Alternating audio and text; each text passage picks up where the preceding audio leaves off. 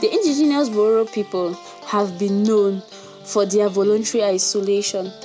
They are known to reside in remote forests, gathering and rearing cattle in places rich with natural resources across the world and Cameroon in particular.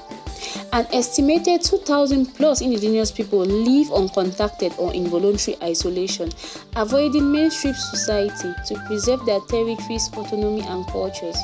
They are protected by international and national law that recognize their right to remain uncontacted. Thus, their territories have to be protected and respected from forced contact, which can risk their survival due to violence and diseases.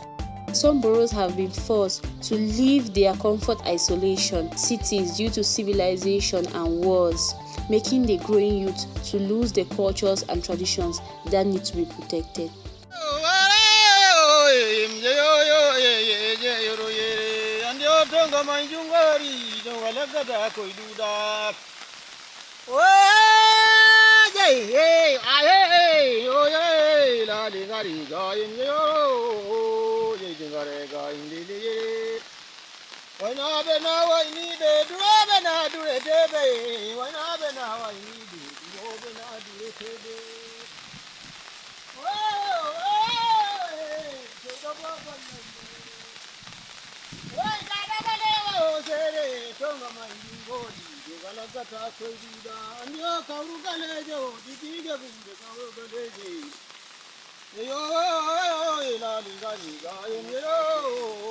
Jibogero, a cattle rearer who is based in Molue, the southwest region. He has about 30 cows and rears them on CDC soil. To him, cattle grazing in town is more profitable for sales and not for cultural purposes.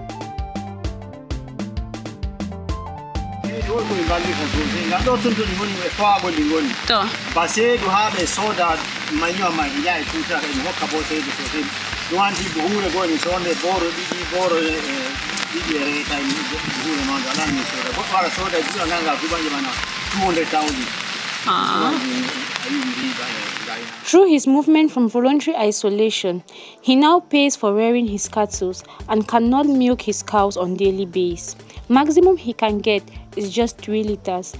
Meanwhile, an indigenous Mbororo in voluntary isolation can milk more to feed his family a 3 square meal. Being out of voluntary isolation, part of the area his cows feed from is now under construction, thus limiting the cattle from feeding freely. Voluntary isolation is far better for the indigenous Mbororo who gets to rear his cattle without paying monthly for pasture, and civilization is far from affecting the cattle from feeding.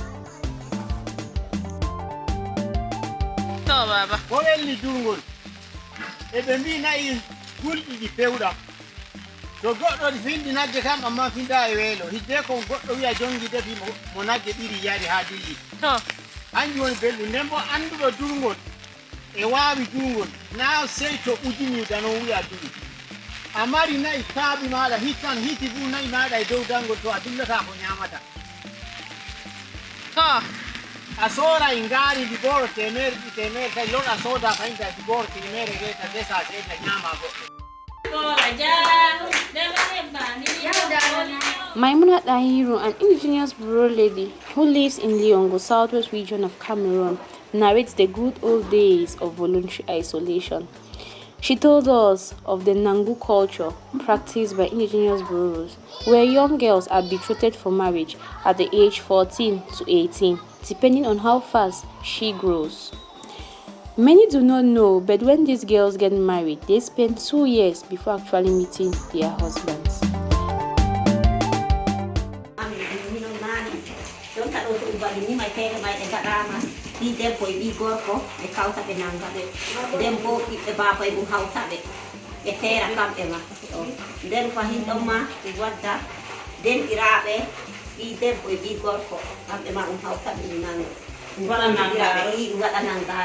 Wala jonyan ko mari bingel de min ne mari bingel gorge naw to be dañi ngel bana sawere wara min ando min angani bingel an gorge no to amana ma bo dum jode dum jogotiri ha bitto mauna haya to bana nani min te yan do yiki du sappo e joni min ko kam gor no bitto gorko bo mari bana do sappo e jeta ko si kake no gas manu hokkam ko tele man en goni so te be jogo tiri be en do tiri de juuke de goni non ma to wobe botom hokkiri non ma hokko salo biya gida non ma ana milika amma mi non mi kiba na genane ma tabia mi genane pura ni ndo na ndika kama kanane kalorto yo tabia kama ka jogo tiri no de nane non ma na binge ka pamale ko kalo ko wala kana amma ba te ni ka enen be enen ma fulde ma dikka fani ay hauta te indire enen ma fulde ma to nane no mi no mi ngadai no tabia fulde ko ngadai no nane non to amma joni do woni two different de warti joni kapi be ngatin jangille natin del kos himbe pangoni kapat kasanja ke banana manane no andude kawana dikka nabiyaji me ma lorto dikka lorto. She went further to narrate how they usually woke up as early as 4 a.m. to make corn flour, which will be used to make dakere and chopper, a traditional meal, while others use cow milk to prepare yogurt for breakfast. Fere ma da proba habe na mille de na ugandi de so habe kanje fu na mille de ni namira wata unu ko ma namira haire ma ha avurti na kurori alira de hanya alira di bo ha anyama to baranane do nebba nai anja mi nyama ina to jaha biro ko sama da ngara bida inta awmo to do ma gemma ma jamdi witati una to tali mata mari bibbe sana be ko sango faadu e be jonka ko sango be ittada baydo nebba anba una sondi ma awa ini payande ma jonga na be nyamdu dakkere fajiri mi andi be kasa anji woni nyamdu ami fajiri sobba irara bana irara sobba do bana nane ni ngata dakkere ka anji woni nyamdu ami fajiri be kosa min gadda min gara do ma itta nebba go bolina kala ko yaado me be nebba dina saldi ma jay ambe pembata be pembolde Bolgel mai no kai minanja ni kai ati yo wa ati bolgel no hange to anda na ko sanai kam kanja min jari pa min una ni. She misses the good old days in voluntary isolation where their food had no seasoning apart from oil produced from cow milk. To her, all this has been lost due to them embracing civilization and living their safe haven of voluntary isolation. The indigenous Mbororo in voluntary isolation has to be protected in order to keep these cultures, which have a strong hold within the population, still in isolation but slowly getting lost within those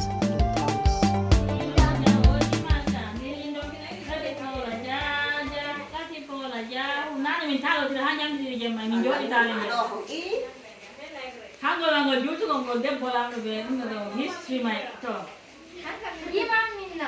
Neba onnanani koli jahoji maka to Aisha nanti bola ja Stop doing it now. haji neba neba dinindo onnanani dinindo koli jahoji dinindo jahoji maka dinindo nasi bola ja